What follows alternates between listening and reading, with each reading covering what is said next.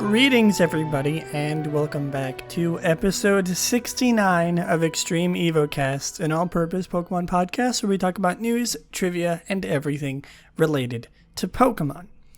I am your wonderfully bodacious host, Lillieceon, and I hope you are having a wonderful day, and I also hope that, I pride myself in being family friendly on this podcast. Mostly, last episode we don't talk about the one single swear word that I said, that I of course censored out. But I pride myself in being family friendly. But I still hope, in the celebration, that upon seeing the number of this episode, that most of you, if not all of you, let out like a sharp exhale or even maybe mumbled to yourself under your breath the word nice. I know I did. When I sat down today and I realized that I was on episode 69, I will admit there was a nice out of me. Anyway, today we have a very special day. It's the episode before Halloween. So happy Halloween if you're listening to this. Happy spooky season, I suppose is a better way of saying it. And, I don't really have anything planned for Halloween necessarily or, for the spooky season. But what I do know is that there are a lot of things going on in the world of Pokemon, in the games happening, the games that we talk about regularly, as well as a lot of other things that are Halloween themed. So, take that as you will. That is sort of the substitute for having no real Halloween celebration, in that the things that we talk about today are going to be very, very heavily Halloween. But first, we do have a couple things to cover before we get into the news. I do want to say that I will not be covering evolutions today. I know I'm sort of skimping on the covering of Pokemon evolutions. One, There's kind of so much going on in the world of Pokemon right now that I don't really have time for it. You know me, I'm very busy, and I like to pace myself on this podcast. Last episode was pretty long because we talked about both evolutions and Secrets of the Jungle, which I hope that some people, if not all of you who listen, every single person who listened to last episode went and watched the movie. Imagine I'm holding like a proverbial gun to you right now as a joke, saying please go watch Secrets of the Jungle. I'm even making the gun finger guns with my hands pointing at my computer screen, so you better watch out.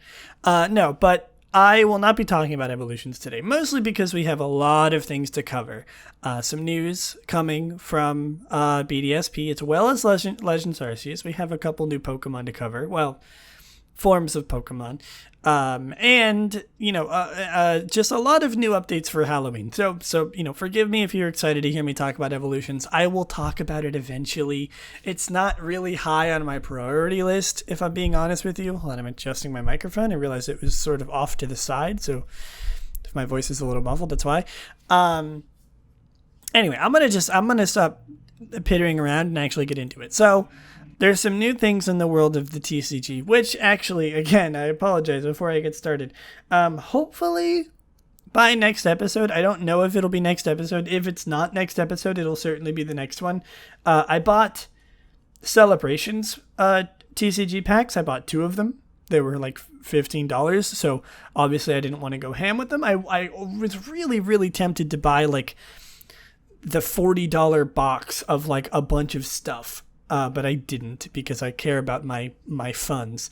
But I did buy 2 packs of the Pokemon Celebration TCG. So next time I will do a card opening. I know that this sort of audio medium won't really work very well with a card opening, but we'll have to see how that goes. But that is something that will be happening hopefully next time. If not next time, then definitely the next episode, because they could take like a month to come in. I have no idea. It said like 2 weeks. So hope they'll be like really, really close if they are next episode, but I'm hoping that they come in a little earlier than that.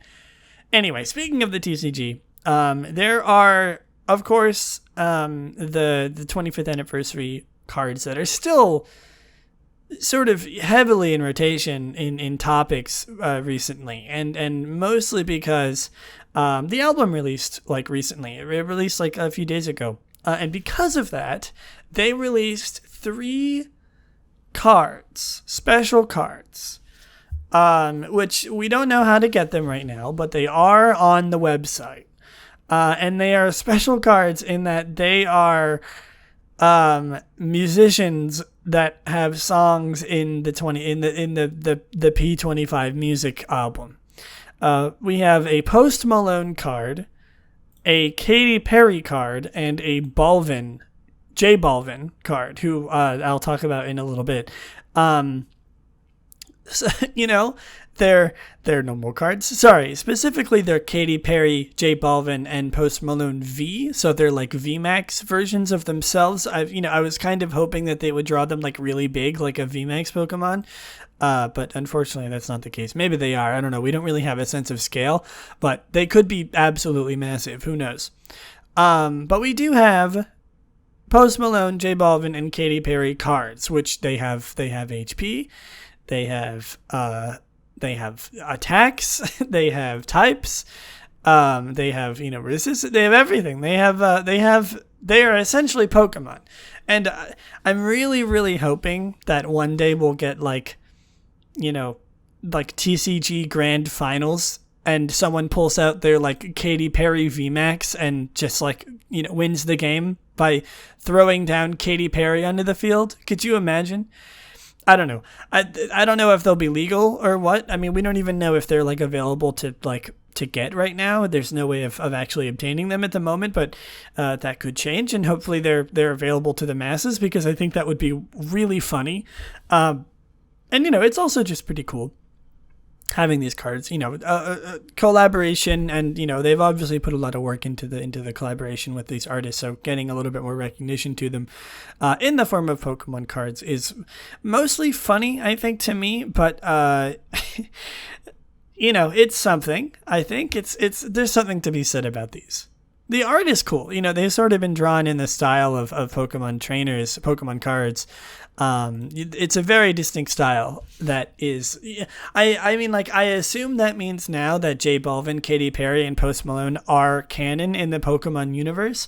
So not sure how to feel about that, but they've gone from, collaborations with Pokemon music to actual playable Pokemon that can faint, that can use moves, that can interact with other Pokemon. So not going to go too far into that topic, but something to think about.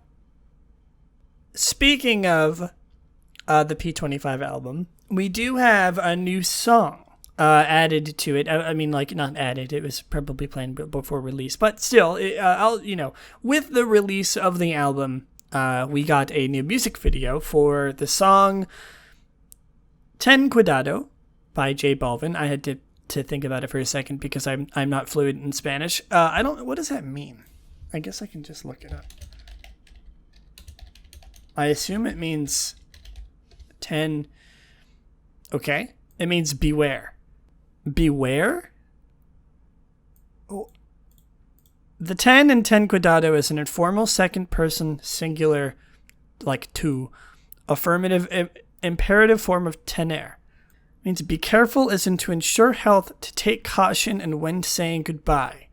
Ten Cuidado means to watch out, as in to be on the alert, to look after, and to not trust. Well, thank you, Spanish dict.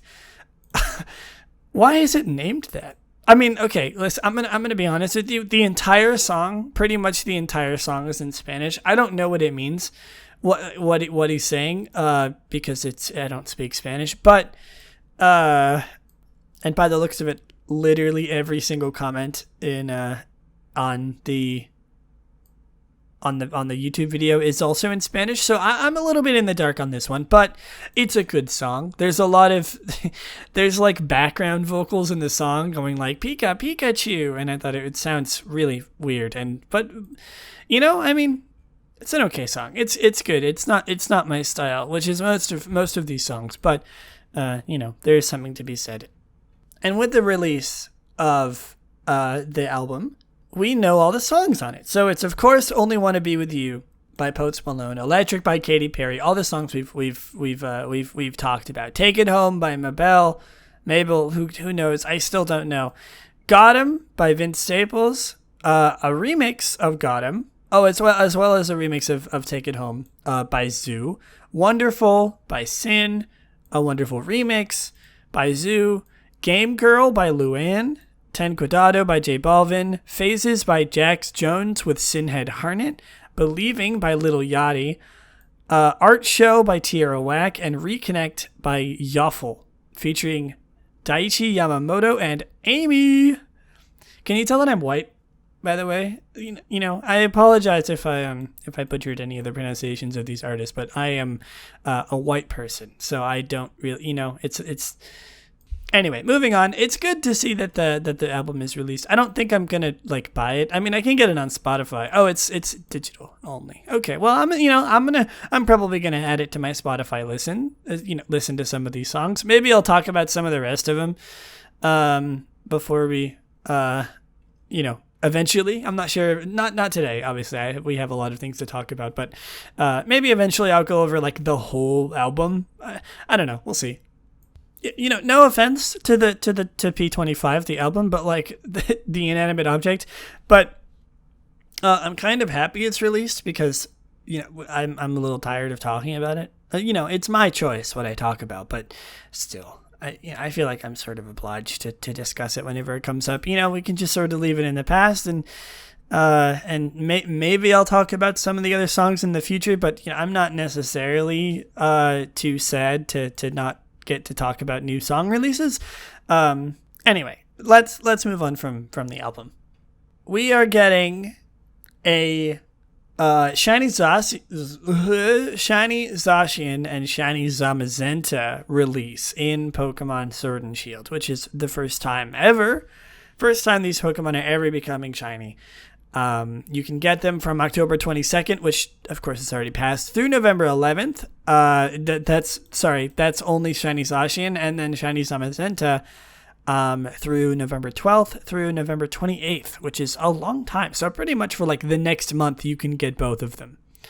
In Canada, the dates are a little bit misaligned, so if you might want to check if you're living in Canada. I almost just said if you're living in Canada, you might want to double check that. Which is nice, like I said, we're finally getting a shiny release of these Pokemon, the Pokemon that are pretty much shiny locked into eternity. Pun intended. Anyway, you can read more about this on Cerebi.net, which of course is where I get all of my information from. Cerebi, thank you. They're posting about it pretty much. You can probably just look up Shiny Zacian and Shiny Zamazenta and get the exact dates and the exact locations that you can get them at, and their movesets and stuff and things like that. But good to see that they're actually doing event releases still. I mean, they kind of did with some other random Pokemon like Dada Zarude and some other random things, but never. I miss the good old days of getting shiny box legendary releases, and it looks like we're getting it back. Pokemon is how many times do you want to bet that I started a sentence with that word? I'm gonna have to do a count of how many times I've said the word Pokemon in this podcast. I mean, at least 69, because I say it in the beginning of every episode. Anyway, the Pokemon Company International has announced the digital contest Super Pet Contest in order to win prizes. Until November 9th, Pokemon fans from the US, UK, France, and Germany can enter pictures of their pets into the clever, cute, or cool categories. Oh, that's cute. It's like the Pokemon contest on the official website. These images will then get judged by Michelle Visage, and players will win prizes including Pokemon Brilliant Diamond and Pearl, a Nintendo Switch, and more. Let me look at the page for this. Whoops. Excuse me. I just punched my microphone. Super Pet Contest. Pokemon presents the Super Pet Contest. Oh my god, and you can if you dress them up. Oh, that's so cute. If you're the type of pet parent whose phone is 90% photos of your fur kid, the Pokemon Presents Super Pet Contest will have you feline good. Oh my god. Inspired by the Pokemon Super Contest, originally introduced in Pokemon Diamond and Pokemon Pearl, that's cute. This contest is an opportunity to show the world just how clever, cute, or cool your pet is. And since the Sinnoh region's most popular event is making a comeback with the Super Contest shows and Pokemon Brilliant Diamond and Pokemon Shining Pearl available November 19th. Now's the perfect time to sharpen your super contest show skills. I'm not going to read all of this. Trainer Michelle shows a picture. Shows a picture of Michelle Visage in like a Polaroid. there's like an interview. Given that you've been tasked with looking at adorable pictures of animals, how excited are you? Oh, it's so difficult. This is the best job I've ever had. Sorry, RuPaul. I'm assuming Michelle Visage is related to RuPaul. I have no idea who this person is. She's an American radio DJ. Singer, actress, producer. Okay. Yeah. Why did she say RuPaul? Oh, she's on RuPaul's Drag Race. That makes sense. Or she's affiliated with it, I can assume. She has a child with my name, Lily Case, spelt the exact same way, Lillie. It's weird. It's interesting. Good to know that I'm not the only one out there, I suppose. But yeah, the Pokemon Super Pet Contest is being judged by trainer Michelle Visage. Visage? I have no idea how to pronounce her name. Of all the three competition categories, clever, cute, and cool, which are you most excited for? I love them all. Cute just tickles me, but I'm really excited for cool. I want to see cool pets. What about clever? Huh, Michelle? You got something? You don't got like a quip about the clever Pokemon? Just the cute and the cool? Let's see how it is. See if there's anything else she has to say that are of note. What are you hoping to see from fans' photo submissions of their pets? I'd like originality, you know? When they go original, I get very excited. So, originality. I like how I said that I wasn't going to read these. Do you have any advice for people who'd be submitting photos of their adorable animal companions to help earn votes? The more over the top, the better. Meaning, if you're going to go cute, go so cute. If you're going to go clever, go so clever. You know, put thought into it. Okay, last one. Do you have a favorite Pokemon? Oh, this is an interesting one.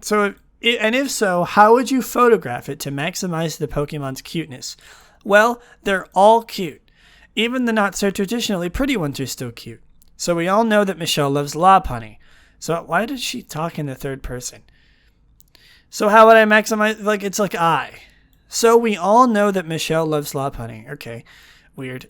So how would I maximize her cuteness? Does she need anything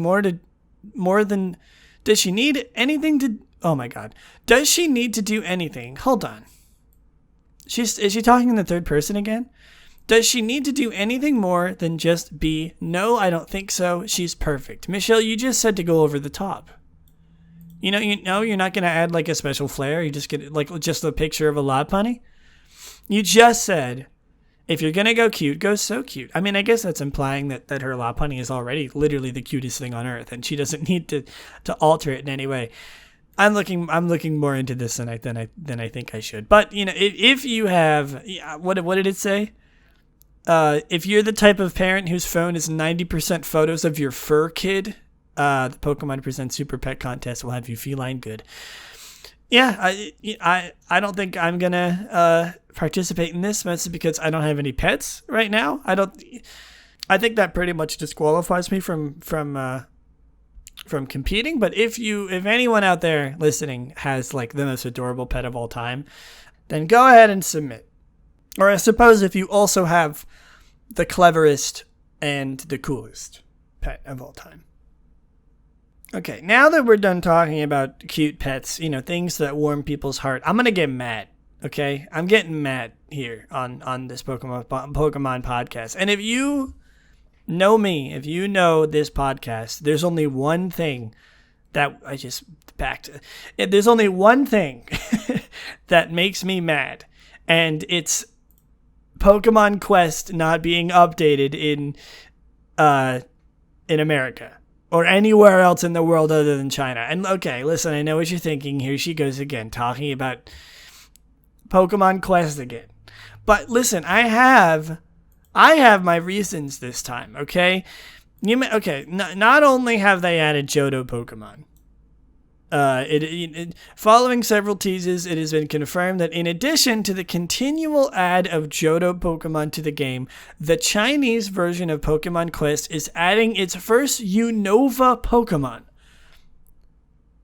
And the first Galar Pokemon, Duraludon, later this month. The Unova Pokemon is Sandile. Can you hear that? Can you hear me slam my hand against my desk? First of all, why are they skipping Gen 3 and 4 and 6 and 7? Like, I guess they're just sort of adding them, over time. But the loudest motorcycle of all time, that means that they're going to add like they might even add every single Pokemon to Pokmon Quest. And I'm mad about it. I'm not actually mad. I mean, I am a little bit. I just want this game I want these updates to come to us, man. Listen, I'm sure they like the people in China didn't get the game for a really long time. And I understand why they're doing this. They deserve a little bit better because, they didn't get to play it until like about a year ago. But why can't we have these cool updates? I love this game. I'm like the only person on earth that loves this game and like still talks about this game. I love Pokemon Quest, and we're not even getting the updates for it. They're adding more than just Johto. They've already confirmed that they're adding Unova and Galar Pokemon, and they're probably going to add like even more from every single generation. And the last sentence of this Cerebi paragraph really just boils my blood. At present, there's no sign of the additions coming to the Western version of the game. I want to get my hands on a Chinese version of this game just so I can play these updates. I want them. I miss this game. Eventually I'm going to play through the game again and maybe talk about it on this podcast. But like, man, why? What's the point of not updating it for us? Like, are they using them as beta testers before they finally, bring it into the game? Why? They got PvP, they have trainer customization, they have special training, they have, new Pokemon coming, Johto Pokemon, more maps, I think. I don't even know if that's true. Sandile, Duraludon, all these cool things. Man, okay, I'm gonna stop. But like, if you like this game as much as I do, you would also be mad. I'm not actually mad. But like, I want it. I'm like a little baby. I'm like a little toddler. I want my updates like the rest of the world, not the rest of the world. I want my updates like China has. Why do you get 2 hot dogs? Why does mom let you have Pokemon Quest updates and not me and not us? Because I'm a little baby and I want my Pokemon Quest. Anyway, let's move on. I'm gonna stop talking about it, but just know I'm gonna be mad for like the rest of the episode. It's gonna be in my head. Anyway, last little bit of keep in mind we're still on the just like the uncategorized news. Last little bit for that today is another shirt, sort of section from Original Stitch, which is the clothing brand that Pokemon has sort of partnered with. This time, there are unknown patterns available, if I can find the post. Here we go. A new element of Pokemon shirts has been announced by Original Stitch. Starting now, you can get embroidery of unknown letters on standard shirts. In addition to that, you can also get Pokeball, Great Ball, and Ultra Ball buttons on the shirts. So, you can get, like, unknown letters. I don't know if you can, like, spell things out, but you can certainly get them embroidered, as well as, Pokeball, Great Ball, and Ultra Ball buttons. Now, it's spooky time. The majority of the Halloween stuff comes from the regularly updated games. And starting off strong, Pokemon Go has a plethora of Halloween updates. There's an update called Halloween Mischief, and there's multiple parts. Part 1, I don't know if Part 1 is still active. It does. Halloween Mischief Part 1, Creepy Companions. It takes place on October 31st and features increased spawns of spooky Pokemon, including the addition of Pumpkaboo and Phantom. It also introduces a new piece of the special research, Misunderstood Mischief. And then, similarly, Part 2 is also happening on October 31st, later in the day, and feature increased spawns of spooky Pokemon, Pumpkin Boon Phantump. It also increases a new piece of special. It's like the same? Huh? What's the difference between part 1 and part 2? Pikachu with like a special hat is spawning more. Ghastly, Murkrow, Misdreavus, Shuppet, Piplup with a hat. Yamask, these can all be shiny. Spinarak can be shiny. What's the difference between part 1 and part 2? I don't know. I don't think they're... Oh, this is part... Oh, it's running from now until October 31st. I'm stupid. Split into 2 parts with the second part focusing on ghost types. Hold on, then what's part 1?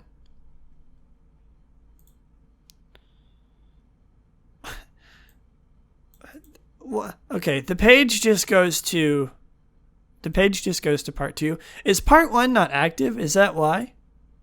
I have no idea. It's a little bit confusing. I don't know. The information on Cerebi is either wrong or I'm stupid. And I'm gonna go with the former, just to protect my ego. I think a little bit. I have no idea what's wrong with this, with like the Cerebi page for this stuff, but it's showing me that part 1 and 2 is identical to each other. I don't know if that's like on purpose or what, but just know that increased ghost type Pokemon are spawning from now until October 31st. Pokemon Go, I mean, this isn't related to Halloween in any way, but it's still Pokemon Go. The rest of it isn't really Halloween related. Pokemon Go is getting an update where you can power up Pokestops, it seems. Like a new feature, which, here we go.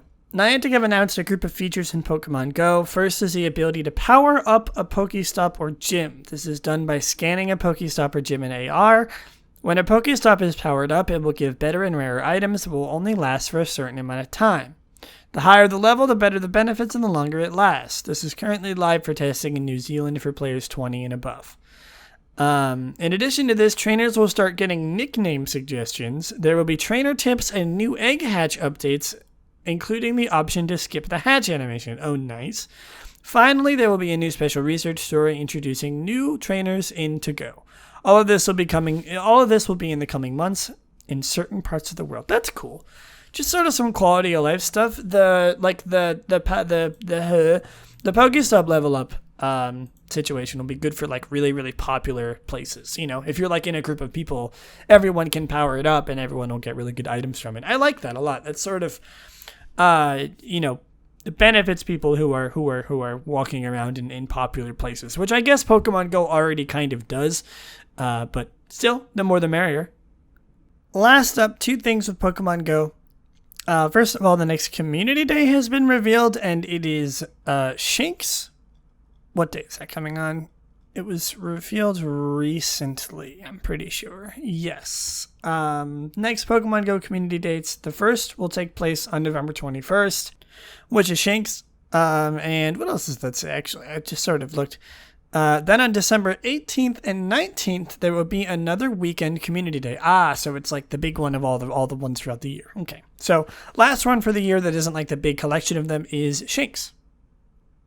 And one more event for Pokemon Go, one that is actually really cool, like genuinely, is a Dia de Muertos celebration. It's running from November 1st to November 2nd. Cubone, Sunkern, Murkrow, Houndour, Sableye, Roselia, Sunflora, Drifloon, and Yamask, and more, will be appearing more frequently in the wild. So it's a nice celebration that we don't usually get to see here in America all that much. And in Latin America and the Caribbean areas, Pokemon will spawn even more, and you'll have +1 transfer candy. So if you live, around the areas where this holiday is celebrated more frequently, you get even more benefits. But it's good to see that they're sort of celebrating, like Chinese New Year. They're sort of celebrating some more, ethnic holidays, which I'm very, very glad to see. Helps me expand my culture, and get more in touch with these sort of traditions. Never thought that I would be doing so through Pokemon Go, but still, it's really nice to see. Oh boy. Okay. Pokemon Unite is getting a huge collection of updates. So there was like a big Halloween trailer that, of course, actually just came out like 6 days ago, like last week. So it's already active. Pokemon Unite is getting like it already is getting a huge event, a huge Halloween event, and it has so many things. It has a new game mode called Halloween Battle Mode. It's exclusive to the event and features a change where instead of being able to use battle items, you instead have pumpkins, which can be thrown out and turn the enemy into a pumpkin. It removes any points they have accrued and gives them one move, Pumpkin Tackle. After turning into a pumpkin, this move has the Pokemon charge forward, hitting any opponent in its path. Okay, so they become they become a pumpkin. And let's see what else is there. So there's a new Halloween game mode and new Halloween outfits. There's like a candy bag, a Pikachu pumpkin mask, a witch hat, and a costume party set, which of course all cost, tickets and gems. There are Halloween daily missions. There's Halloween quests. There's Halloween login bonuses. There are like exchanges that you can get, which of course you can actually use. You can use 70 pumpkins to get one new Pokemon, which is available now and is Greenant. So Greenant is a new Pokemon in the game. He's the next Pokemon, the next playable Pokemon you can get. And I'm not going to go through like his list of moves or anything, but he seems to be a defender, sort of like Snorlax. So new defender, that's always really nice. He seems to be pretty good as far as I can tell. But of course, with the Pokemon Unite update comes new holoware. And good lord, do we have a lot. So there's costume party style Lucario, who is wearing Riley's hat, and like Riley's cape, which of course we all knew was going to happen eventually, because that's like his whole thing, which is awesome to see. I'm super, super happy to see that in game. It's like one of the super rare ones, so like it costs a lot. It's like 2,500 gems, which is like so much money. But I think there's other ways of getting them, and there's I'm pretty sure it turns his Aura Sphere into like a giant pumpkin, which I think is hilarious. Judging by the trailer, it turns his Aura Sphere into a massive pumpkin. And other things, KO effects, move effects, gold effects. It's like the Talonflame and the Cinderace Pirate one, and the pilot style for Talonflame, where he gets a bunch of effects for his gear. So it's like a super special one, as well as some more for a bunch of other Pokemon. Zoroark getting a space style Eldegoss, sleepy style Wigglytuff. I don't know if that's what it's called, but that's what I'm calling it. It's like a sleep, looks like pajamas. And Bonfire, Charizard, Slowbro, and Talonflame, which has them sort of in like a scarf, a cute little warm hat, a little sweater. It's got them in like fall gear, and they're absolutely adorable. I don't think those ones are in the game, but and Firefighter Blastoise is a new one. I don't know if they're in the game right now, but they're definitely available eventually. So they were in the trailer. We know that they're coming. If they are in the game, I apologize. I'm not really super up to date, but those are there. And the Halloween event runs from October 20th. So like I said, already out, to November 7th. So we got so much stuff. Things are coming, or things are here, and honestly, it's really, really nice to see that they're doing like major content patches for Pokemon Unite, Halloween events, different skins for Halloween. I'm glad that like Halloween is the first one since it's a release, so we get to see sort of new skins, new events, new items, all things like that. Really, really excited to see what they do for the future. I assume we're gonna have a holiday one just upcoming soon, and I'll probably have time to play Pokemon Unite a bunch over the holiday season. So look out for that, and maybe I'll actually talk about things from experience. Right now I'm far too busy to play this game, but I still like to keep up to date with the content patches and the new stuff coming out, and it's good. It's really, really good to see that we're getting a lot of new things with with sort of, special holiday events like this. Pokemon Masters EX is unfortunately not really as lucky, I would say. The Halloween event that's happening for Pokemon Masters EX is just sort of a repeat of last year's, if I can find it. It's nothing really special as far as I can tell, other than like just doing the same things that it did last year with like a couple new skins, which is a little bit unfortunate. Let's see if I can find it here. There's like a new seasonal scout, but that's not it. Where is this? Here we go. It's called Midnight Spookfest. The annual Halloween story event based on Lear hosting a special Spookfest in Pazio and inviting sync pairs to take part. There's another post on Cerebi that said specifically. Yeah. It's a repeat of last year's Halloween sort of event. So it's not really anything special as far as I can tell, which is sad. But, the game's been already out for a while. It's not going to get like super new content patches. Yeah, here we go. This event is a repeat of last year's Halloween story event, Fight or Fright, and will provide story focused around the characters of Pazio celebrating Halloween. So good to see at least that they're still doing stuff like that. But nothing really new to touch on with Masters. Finally, for the specific news, we have a new update to Cafe Remix. Here we go. Pokemon Cafe Mix has put out further details on Pokemon Cafe Remix's update. This update will be released on October 28th, which is literally 2 days from now, and will feature a variety of changes. Well, I was confused. There's no punctuation. It will feature a variety of changes. There are 4 new modes for the game. Pokemon Visit Mode, which makes you cook dishes based on customer visits. Menu Develop Mode, a puzzle that lets you devise a new menu to attract Pokemon. Training Mode, a mode that lets you raise the level of individual Pokemon. And Extra Order Mode, the mode using the old orders up to 1200. You will get various rewards based on your progress. Order 100 gives you Charmander, Order 600 gives you Pikachu Chef Costume, and Order 1200 gives you the Lucario Chef Costume. It's like I'm not going to go through everything, but like the game is getting a major update. Cafe Remix is like completely changing. I don't think Cafe Remix is like actually out yet. I think that's what's coming. That's what's coming on the 28th. So like literally, if you're listening to this like tomorrow, on the day of release, of course. If you're listening to it later, then this is already out. But yeah, like a bunch of new stuff. You can look on Cerebi, and I assume like the Cafe Mix website. If is there a website for this game? I'm gonna just look up Pokemon Cafe Remix real quick. There is cafemix.pokemon.com. I assume you can look at like the updates that are coming. I don't know if that's true, but you can always find them on Cerebi. So yeah, big update coming really soon, and a lot of new stuff.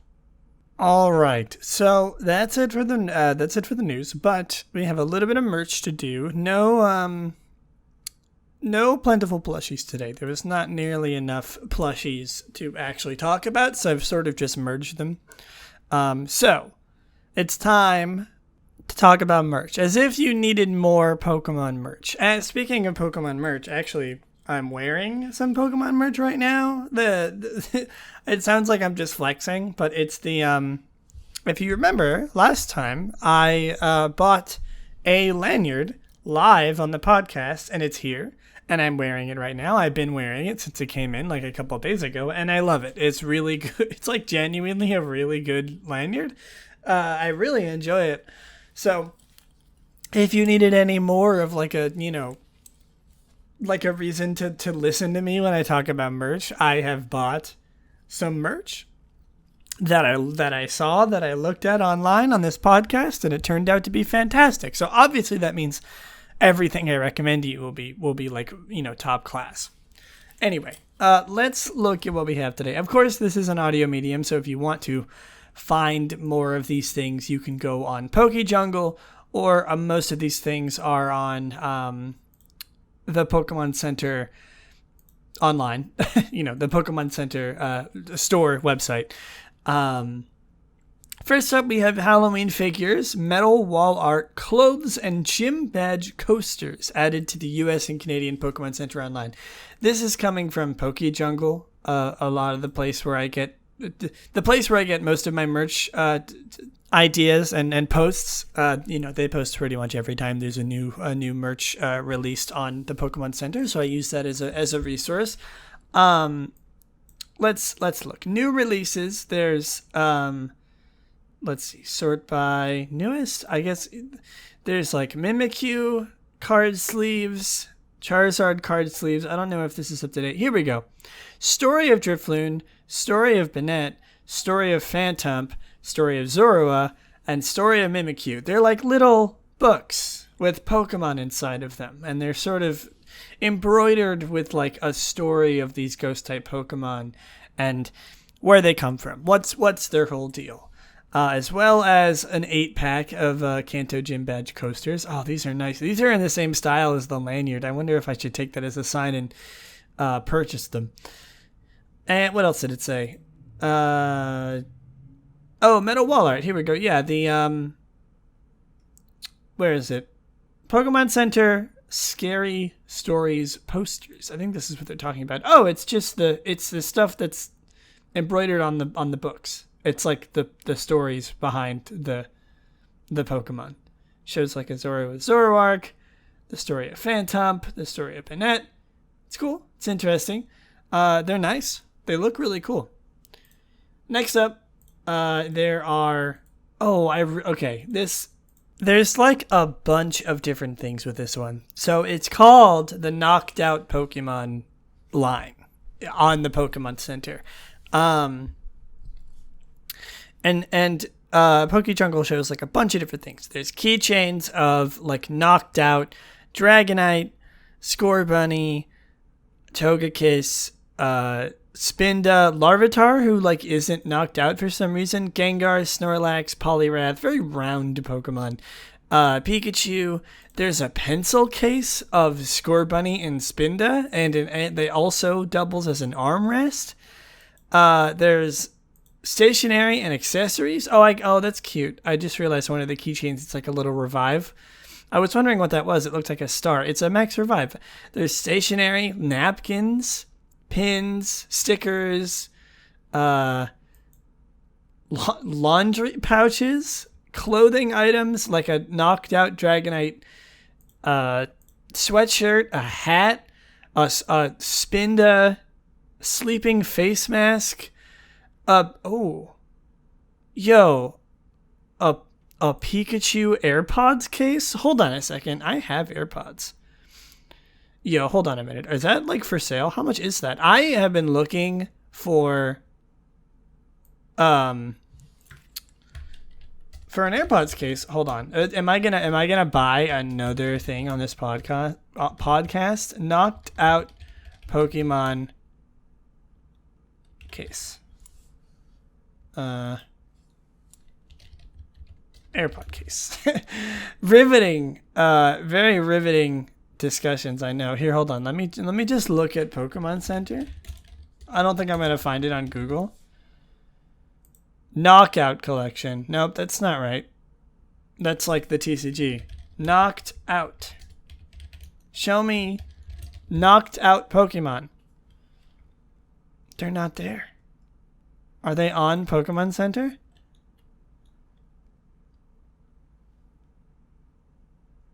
When is this coming out? I don't think there's a link right now. Unfortunately, I'm gonna keep checking because I really want this AirPods case. But as far as I can tell, the Knocked Out Pokemon set from experience is not out right now. But still really cute. I like it a lot. It's unique. You know, a lot of cute Pokemon. You didn't really see a lot of Larvitar, Poliwhirl, Spinda especially. I really enjoy. So happy to see that. Next up, there are available Pokeball replicas for the first time, I think, like ever.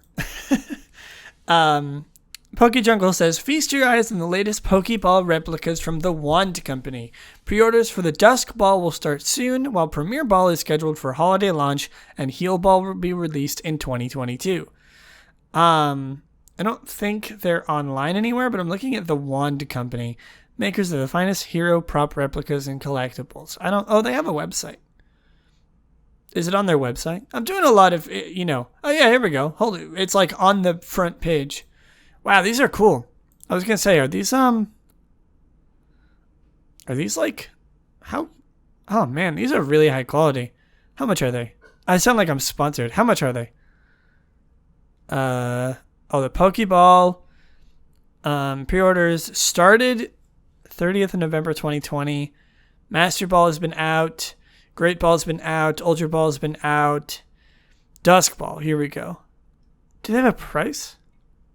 Oh my god, they come in like a little nice, like a box, and you just sort of keep them on display. These are really, really, really cool. Hold on. I don't think these are like affiliated with Pokemon. Maybe. Where can I buy the Pokeball? Oh, it is. It's on the Pokemon Center. Hold on. Pokeball replica. Ah, they're sold out. $120. Not bad. The Master Ball. So it seems like they're only selling one at a time, and they are not available anymore. I assume the Dusk Ball. There's no like pre-order on the Pokemon Center, but I assume that they'll be available soon. Maybe you can pre-order them through the Wand Company. I don't know, but they're really, really nice looking. All right. Again, really high quality stuff this time around. There are 2 figurines we're going to be looking at today. One of which is May. It releases in Japan April 2022. It's a May figurine with Torchic. Very, very nice. Very, very high quality. It's on kotobuyuka.co.jp. How much? $98, 900 or around probably $100 USD. It's 9,800 yen. Very, very nice. And then the other one is a bead figure. Does it have a link yet? It does. Pre-orders open today, which is on October 19th, on again a Japanese website, pbandai.jp. Excuse me. Let's look up bead. Is he on here? My boy? No? What's his Japanese name? He might just be sold out, unfortunately. I don't know, but it's a beautiful bead figurine. 2 of them with like him in his normal clothes, and then one of them with his gym uniform on, with under opal, and his normal one has Hatterene and Hatenna, almost forgot the name of that Pokemon, and then the big one has a huge Hatterene that's like almost bigger than he is. So really, really nice looking, like genuinely really, really well made as far as I can tell. So cool. I don't know if you can still pre-order them, but they are there. Don't quote me on that if you can or can't. Next, we have a new edition in probably one of the longest running sort of merch things that we talk about on this podcast. Pikachu Moods. Can you guess which mood is coming today? We've gotten what, sad, spooked, I don't remember them at all. Hold on, I need to jog my memory so I can make this joke properly. Pikachu Moods. There's t-shirts for the Pokemon Moods. Hungry, love, scared, sleepy, sad, annoyed, and confused. Can you guess what is next? It's guilty. He's spilt a giant bottle of Moo Moo milk all over the ground, all over the dirt, seeping into the earth, and he's just sitting there with little puppy dog eyes, holding his finger, putting his fingers together. He's not actually doing it, but I imagine if he had more defined fingers, he would be putting his fingers together. You know what I'm talking about. I'm doing the motion right now in real life, and I hope you are too. It's like the little, you put your fingers together, and you're like, I didn't do it. That wasn't me. I didn't spill the Moo Moo milk on the earth. into the dirt, he's doing that. And he's got sparkling, shimmering puppy dog eyes. His ears are lowered down. Poor thing. He's guilty. He spilled the milk. Pikachu, it's okay. You don't gotta worry. I'm petting him on the head with my mouse, just so he knows that everything's okay. And finally, last but not least, the only real other plushie, which is why I'm not doing plentiful plushies, because we really only had one, not counting the knocked out Pokemon plushie line. It is a Lapras wrist rest. Actually, how much is this? This is really cute. It's a Lapras plushie, but it also functions as a rest, like a wrist rest. You put your hand on the looking at it, it's like a super spiky shell. I mean, obviously it's thank God I have a pop filter for that. Super spiky shell. It's obviously plushy, but like it's got like a bunch of bumps on it. I don't know how good of a wrist rest. God, thank God, pop filter. Happy to have you. Super spiky shell on this Lapras wrist rest. So I don't know how well it functions as one, but I mean that's what PokeJungle says. I think is it advertised as a wrist rest? Translate. How do I translate? Here we go. Ude pillow. Is Ude mean like wrist? I'm bringing out the Google Translate right now. Ude. Arm. It does. It is supposed to be an arm rest or like a wrist rest. It says Pokemon Mofu Mofu Ude pillow. I assume Ude in this context means wrist, but it translates to arm. Laplace, and I'm pretty sure that's what Lapras's Japanese name is. Wow, well, look at us. Look at me. Sleuths. Language sleuths today. I'm pretty sure I did something else with J Balvin's title. What, 10 Cuidados? Great. Anyway, that's it for the merch. Let's move on to, of course, everyone's favorite segment where we talk about a random Pokemon every single episode. Random Pokemon of the week. Can you guess it this time? 149. I am like 99% sure that anyone who knows like anything about Gen 1, it's Gen 1, who knows anything about Gen 1 and like the basic order of anyone who's looked at a Pokedex once will know what this Pokemon is. Think about it. I'm not going to give it away. Who is number 151? It's Mew. That's like everyone knows that. And by process of elimination, who is number 150? That's Mewtwo. Weird that Mewtwo comes first now that I think about it. But who's the last Pokemon in the Kanto Pokedex? I'm going to give you a second. Is Dragonite. Today we're talking about Dragonite. Dragonite is a dual-type dragon-flying pseudo-legendary Pokemon introduced in Generation 1. Not too often we get to talk about a Gen 1 Pokemon. I mean, it's like a 1 in 8 chance pretty much every time I bring up that random number generator, but not too often we get to talk about Dragonite, or like a Gen 1, like a very popular Gen 1 Pokemon. So this should be fun. It evolves in Dragonair starting at level 55 and is the final form of Dratini. Its abilities are Inner Focus and Multi-Scale as its hidden ability. 50-50 gender ratio. 7'3". That's pretty tall. Surprisingly, it's really not as big as I thought it was. It's big, but it's not huge. I always imagined this thing being like pretty darn big. But I guess it's really not that tall. Or 2.2 meters. Sorry.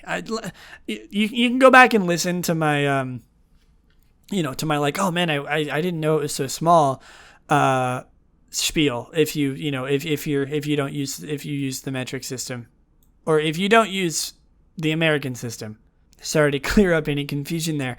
463 pounds, big fat boy, or 210 kilograms. I need to stop saying my comments about the Pokemon such as big fat boy before I just clicked on the weight button. Before I say the conversion to the the form of measurement that literally the rest of the world uses, my joke's not going to hit as well if nobody knows, the weight that I'm referring to as big fat boy. Anyway, Dragonite is an interesting Pokemon. It's it's like the dragon type. Literally, I mean, like, it was one of 3 dragon types in Gen 1. It is the dragon type. It's a great Pokemon. I really like. I really do like Dragonite. It's cute. It's big and goofy, and there's something to be said about it not really fitting its evolutionary line. But I mean, if they made it blue, maybe it would have fit a little bit better. But it's such a staple that you can't really make that comparison anymore. It's so cute. I love this Pokemon. It's the kind of Pokemon that I forget about a lot. Just like, unfortunately, I would love to have Dragonite, flowing through my mind every day, but unfortunately, it's old. It's he's a little outclassed, I would say, nowadays. But back then he was like the strong Pokemon. Oh man, you have a Dragonite evolves at level 55, like that's so high. And like now, I mean, most other Pokemon, there's a lot of other Pokemon that evolve not higher than level 55, or I think they do. Pretty sure like Larvesta evolves later than that. Is outclassed, but that doesn't mean he's not impressive still. And I think that's a good way of sort of explaining Dragonite. He may be outclassed by some other bigger, stronger boys, but that doesn't mean he's not a member of the Big Strong Boys Club. You know what I mean? He's not the strongest anymore, but that doesn't mean he's not strong. Anyway, let's look at some Pokédex. We have a lot of things to talk about. We can do like every single Pokédex entry. We can do mystery dungeon dialogue. I love talking about Gen 1 Pokemon. Let's look at this. An extremely rarely seen marine Pokemon. Its intelligence is said to match that of humans. Smart boy, big fat smart boy, strong boy, or girl, 50% of the time. Excuse me. That was from Red and Blue. In Yellow, it is said that this Pokemon lives somewhere in the sea and that it flies. However, this is only a rumor. That it really? I mean, it's got wings. I don't know if that's much of a rumor. The old Pokedex entries have always been a little bit of an enigma. Let's look at like the Ultra Sun ones, just to get like a modern take on what this Pokemon's all about. You'll often hear tales of this kind-hearted Pokemon rescuing people or Pokemon that are drowning. It flies over raging seas as if they were nothing. Observing this, the ship's captain dubbed this Pokemon the Sea Incarnate. Incur the wrath of this normally calm Pokemon at your peril, because it will smash everything to smithereens before it's satisfied. This Pokemon saved a shipwrecked man, taking him to a remote island, a paradise occupied solely by Dragonite. What? The Sun Pokedex entry for this Pokemon said, a Dragonite saved a shipwrecked man and brought him to an island occupied solely by Dragonite. I don't know if that's like my greatest nightmare or my greatest dream. It can fly in spite of its big, bulky physique. Like I said, big fat boy. It circles the globe in just 16 hours. I didn't know this Pokemon was so related to the sea. I mean, it makes sense that Dragonair and Dratini are in the ocean, but I never really saw this Pokemon as like, oh, it's the ocean Pokemon. You see Dragonite, that's in the ocean. He's like the ocean king. That's not really what he's all about. He's just like a big bumbling, big fat boy dragon. It makes sense from where he comes from, but just looking at Dragonite, you would never have guessed that he was sort of a sea dweller. Let's mystery dungeon dialogue. What has he got to say? From half to full HP, I fly, but I'm still considered a guardian of the sea. It's like his whole thing. That Dragonite can be explained apparently in one sentence, and it's that. My HP is getting down to half. Great insight there, buddy. I can't keep up. There's no strength left. And that was from a quarter to 1% HP. And then at a level up, he says, yes, I've leveled up. Let me work even harder for you. He's a little on the basic side, but it's Dragonite. What do you expect? A lot of the Gen 1 Pokemon were a little basic, but we love them for that. Any trivia? Dragonite in its pre-evolved forms share their category with category name with Horsea, its evolved forms, Salamence, and Goodra. They're all known as the Dragon Pokemon.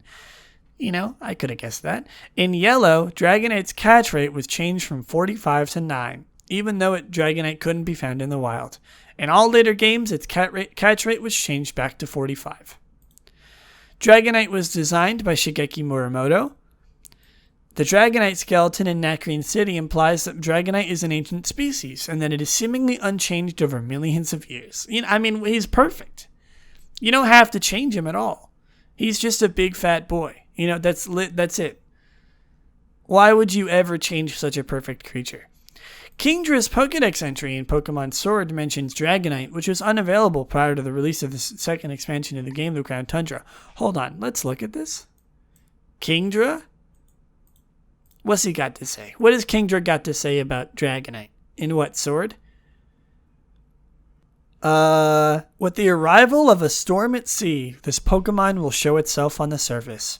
When a Kingdra and a Dragonite meet, a fierce battle ensues. Interesting. Not sure why. They got some beef.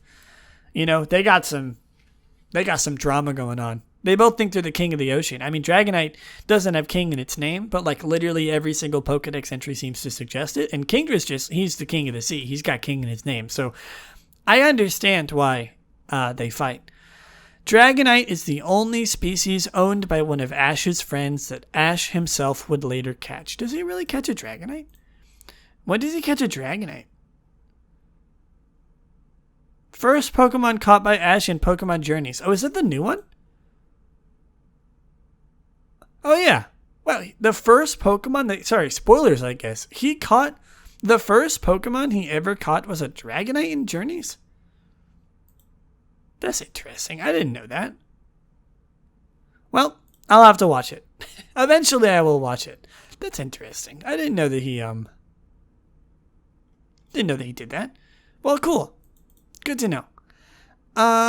Let's see. Dragonite may be a combination of dragon and knight. Or knight. One with a K, one without.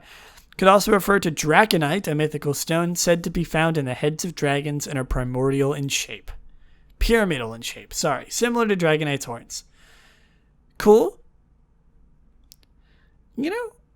He's just a big fat boy. I don't know what else to say. I know I keep coming back to those 4 words, but okay, what else do we have to do? Shiny Dragonite? Ooh, this is a good one. Okay. Shiny Dragonite to me, I think is almost worthy of an 8. I think an 8 it will suffice here. I think it's a good one. I think it's a little bit dulled down in the 3D games, but what a classic shiny. In Gold and Silver, it was really cool. It got it got really dark in Ruby and Sapphire. The purple wings, the green. What a classic shiny. I really, really like this one. I'm gonna say 8 out of 10. I think the Dragonite of all Pokemon is deserving of an 8 out of 10. And now, let's look at Dragonite in competitive. Let's mix it up for once. Let's talk about Gen 1. It seems to be an Uwu Pokemon. It seems to be a UU Pokemon in Gen 1. Listen, I'm sorry to everyone out there who really enjoys Gen 1 competitive Pokemon. I am not someone who knows anything about Gen 1 Pokemon. Competitive, really. So I know it's really buggy, and I know that special attack and special defense are the same stat. That's literally all I know. Let's look at what Dragonite does. This is written by Volk. Thanks to an unrivaled base stat total and an enormous move pool, Dragonite is easily the most versatile Pokemon in RBY-UU and a major influence on what Pokemon and moves are popular. Dragonite is most infamous for its lethal agility and wrap combo, which enables it to slowly chip down foes and potentially sweep entire teams. The pair of moves is so powerful that virtually every Pokemon is forced to carry a move that can dispatch or incapacitate Dragonite before it can set up. In addition to being the most potent sweeper in the tier, Dragonite has numerous defensive and supportive traits that make it easy to justify including on most teams. Its typing and enormous bulk allow it to take on tier staples such as Dugtrio, Persian, Kangaskhan, Venusaur, and Tangela. Furthermore, Rapid Thunder Wave allowed Dragonite to act as a pivot and provide essential support for its teammates. Finally, Dragonite has an incredibly diverse pool of offensive options including Blizzard, Thunderbolt, Body Slam, and the strongest non-stab Hyper Beam, making it unpredictable and difficult to check. Its typing and versatility also makes it an excellent partner to many key Pokemon.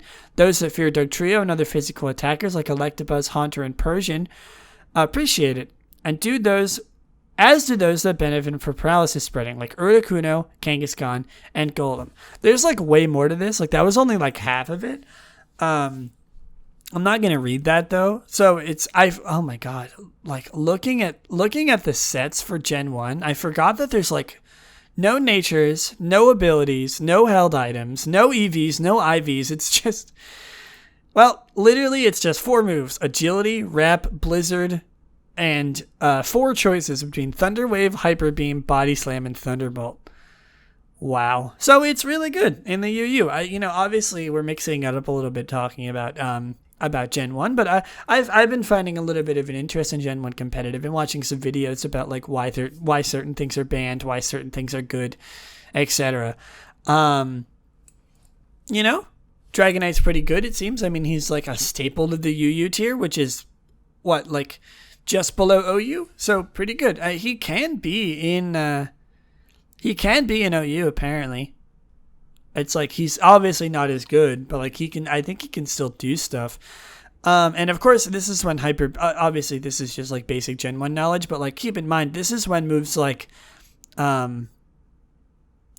Hyper Beam were physical moves, and Dragonite has, I forgot to talk about his stats, but Dragonite has like a 134 attack, which is insane. He also has an HP of 91, a defense of 95, a speed of 80, and a special stat, which is both special attack and special defense in Gen 1 of 100. So he's like good all around. He can do everything. Pretty good. Pretty cool. Good to know. If I ever get into Gen 1 UU, Dragonite is a match to watch out for.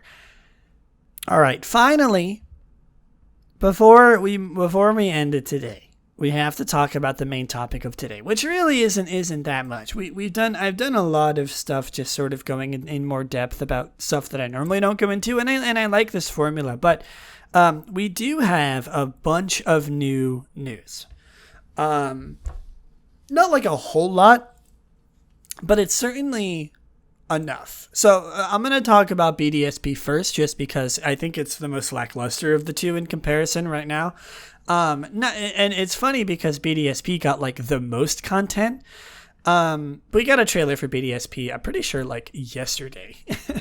No, literally like today we got one. Actually, hold on. I want to see genuinely when this was uploaded. Yeah, October 26th, the day that I'm uploading this, which is obviously, or the day that I'm recording this, which of course is the reason why I'm not necessarily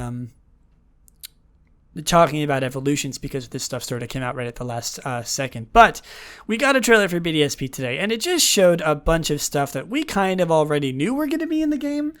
We saw gym leaders, Candice, I don't know how you pronounce her name, Volkner. We saw some Team Galactic members, like the admins and some grunts. We saw Cyrus. We saw some more footage of the game, which is looking fantastic, by the way. We actually, in the overworld footage, the game seems to be a lot more polished, which of course is good. I sort of predicted like every time that the game's just gonna get better over time, which is great. I mean, like, fantastic. I'm really glad to see it. But like I said, we're really not getting much new, and I mean, it's because the game is coming out in like not even less than a month, like half a month, the 19th of November. We saw the gym puzzles for Candice and Volkner. They're the same, obviously. That's okay, They're remakes, that's sort of the point. We saw some of the backgrounds. Oh my god, like the backgrounds in Volkner's gym. for the battle, the backgrounds in Candace's gym is beautiful. Looks like they're really putting a heavy focus on the backgrounds of the trainer battles. The battles seem to be like the thing that they're putting the most work into, and I'm really, really liking it. The Team Galactic one has like a reflective floor with like space in the background. It looks really, really cool. I really, really enjoy it. Other than that, though, we really didn't see that much. I mean, we also saw the Lake Trio, who, of course, again, had like a super beautiful background with reflective water, reflective, flooring.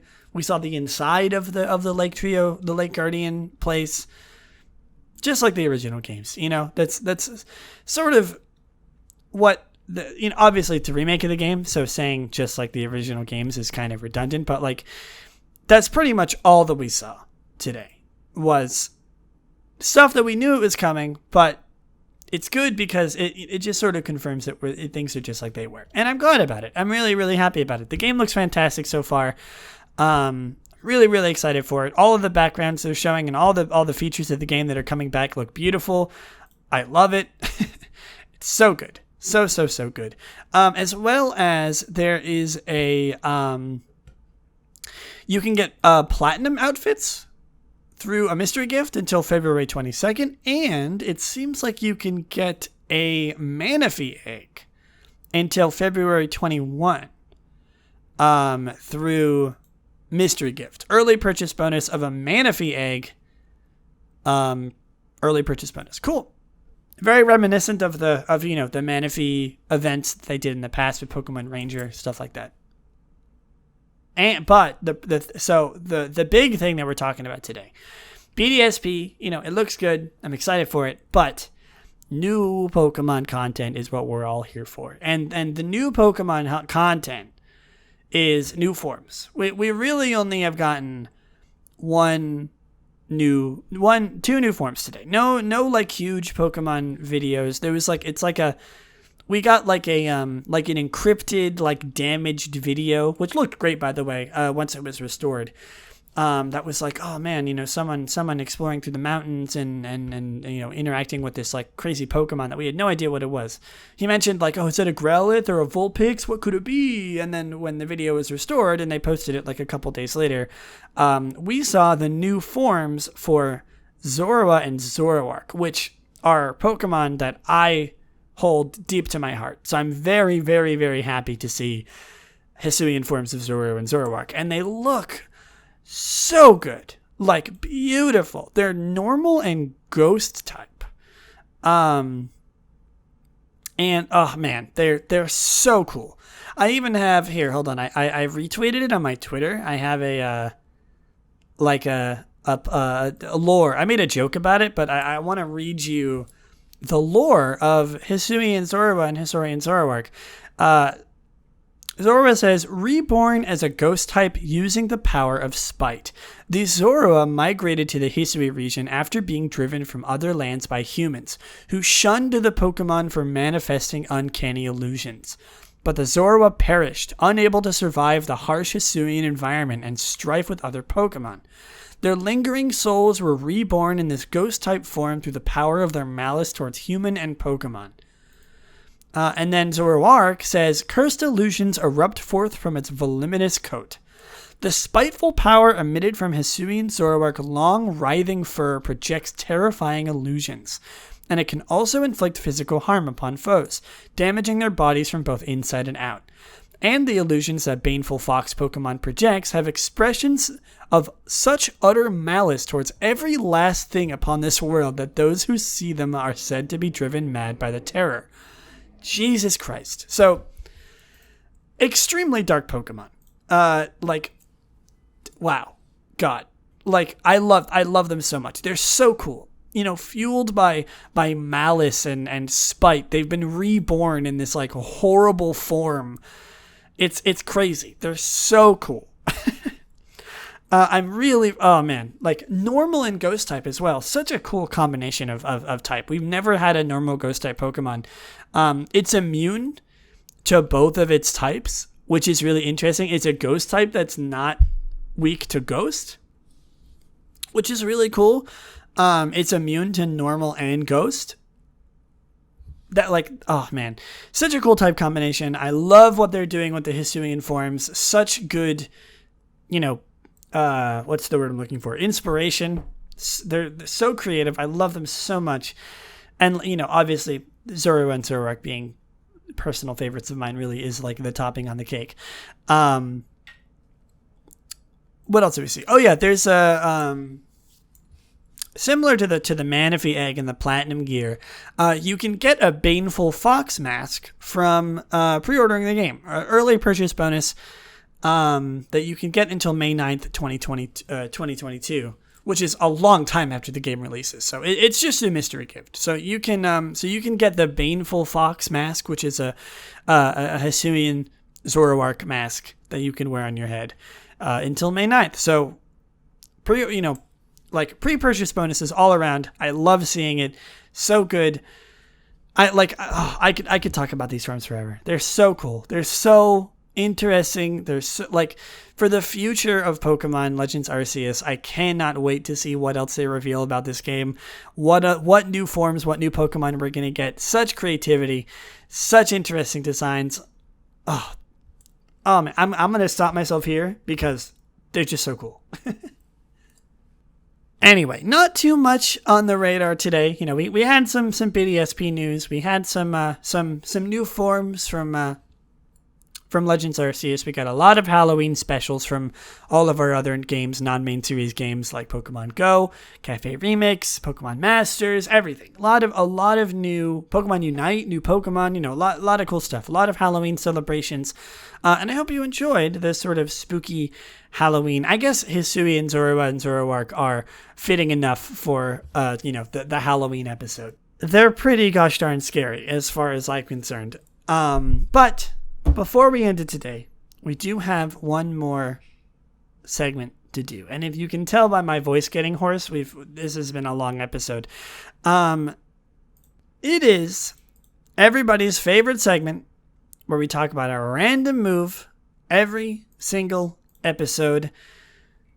Today's move is Metronome. Metronome is a non-damaging normal type move introduced in Generation 1. It was TM35 in Gen 1, and it is TR14 in Generation 8. It is a status move. It has a PP of 10, a power of not applicable, and an accuracy of not applicable. Metronome is probably one of the most famous Pokemon moves ever. Probably, which is, I think it's fitting that we're talking about it with Dragonite. The two, not that the two specifically are peas in a pod, but they're both classic Gen 1 things. So, let's see. Generation 1, Metronome randomly selects a move and fully executes the attack. An attack called by Metronome in this way counts as the last move used. If Metronome successfully calls Hyper Beam or partially trapping move and has 0 PP before the move fully executes, its PP can roll over in the same manner as the move is called, with full PP ups applied. A Pokemon will be able to use a move that is disabled if called via Metronome. Because Metronome has normal move priority, a move with normal or higher or lower priority may be executed other than when it normally would. For instance, Metronome may cause Quick Attack to be used after a normal priority move, or Roar to be used before a normal priority move. Interesting. In Generations 3 and 4, Metronome ignores the effects of Lock-On and Mind Reader when choosing a Pokemon to target. Metronome will not prioritize any Pokemon to target. It will randomly select any target. It will randomly target any opponent a move is able to target, even if the move has a positive effect, such as Heal Pulse. If the move can only target the field, a team, or the user, it will do so. If Metronome chooses Acupressure, it can target the user or an ally. Just sort of a warning, there's a lot of things that this move can do. I love moves like this where it's just there's just so many interactions. Pokemon is such an ever-expansive game in terms of types, Pokemon, moves, abilities, everything. So many interactions. And Metronome is a perfect example. So try not to lose your footing. Let's follow along. Let's continue looking at what Metronome can do, because there's a lot more. In Generation 5 and onward, if Metronome chooses Acupressure in a rotation battle, it will always target the user. Pokemon that know Metronome are banned from participating in Pokestar Studio films. If Metronome calls a move the user knows and the user is holding a choice band, choice specs, or choice scarf, the move Metronome called will be locked by the choice item. Otherwise, Metronome is the locked move. If a multi-turn move called by Metronome triggers Cursed Body, the multi-turn move will be disabled by Cursed Body, even if the user of Metronome does not know that move. Otherwise, Metronome will be disabled. And in Generation 7 onwards, if Metronome calls a multi-turn move such as Roulette or Dig, and its user is holding a choice band, choice specs, or choice scarf, the move will activate on the first turn, but it will fail and end the move on the next turn. If powered up by Normalium Z into Z Metronome, the randomly selected move will become its corresponding Z move. If the selected move is a status move, it will not receive its Z power effect. Oh boy, unselectable moves. In all core series game except for Pokemon Let's Go Pikachu and Eevee, Metronome can select any move except itself. A max move, a Z move, or any of the moves marked with a check mark on the following table. Oh god, there's so many. So, fun fact, before Generation 1, I'm pretty sure that there was it couldn't necessarily select every move. It was just a couple of them, or a big selection of them, but not all of them. And I'm pretty sure in Gen 8 it can do everything. I'm not sure if that's true. It seems like it can do all of them. There's a check mark here. It says Metronome can select any move except itself or any of the moves marked with the check marks. And it's what moves couldn't be used in Generation 1. And there's a lot of them. There's quite a bit here in Gen 1. And in Gen 8, it's all of them. So I'm pretty sure, or in Gen 7, it's all of them. So I'm pretty sure in Gen 7 and onwards, any move could be learned. Any move can be called through Metronome, which is cool. I like that they sort of allowed it to expand like that, I know we just went through a huge list of things that Metronome can do, but I'm kind of surprised that there's not more information about it, like glitches or interactions it may have. I guess it's not really that complex of a move. It just calls a random move. Is there any trivia for Metronome? Let's see. The move's Japanese name refers to the wagging finger associated with this move, which in Japanese it's literally just called finger wag. Applying the user is randomly deciding a move from a list. The move's English name refers to the regular ticks associated with the move, which sound like the device it's named after. In the Pokemon anime, Splash has been the most common result of Metronome, which I can assume is for comedic relief. The move description was incorrect in Generation 2 and 3, as they stated that Metronome user can use any move. In reality, there are some unusable moves. This was fixed from Generation 4 onwards, stating nearly any move instead. Well, good for them. I don't really know if there's too much to say left about Metronome. I kind of expected to talk about it for a while and, go through a huge list of crazy stuff, but now that I think about it, it's really kind of a simple move. It's they ironed out all the crazy interactions it had in Gen 3 and onwards, and then it just calls a random move. I think that's it. I mean, yes, it's complicated, and we don't, it's kind of hard to tell exactly what it'll do in every single situation because it's so complex. But is it really that complex? Anyway, I'm not gonna dwindle on this move for much longer. It's Metronome. It's a classic move. It's a little bit complicated, and we did read a lot about it, but it's pretty simple.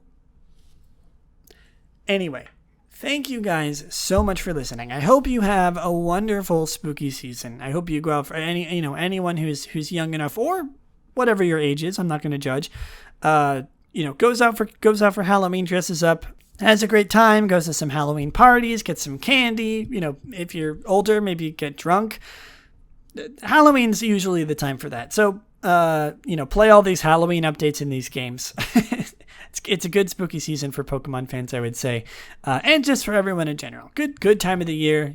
The pandemic is kind of lifting. Not really. I'm hoping that kids will be able to go out for Halloween a little bit more than they were in the past. In the past 2-3 years, or I guess 2 years. But you never know. Not really sure.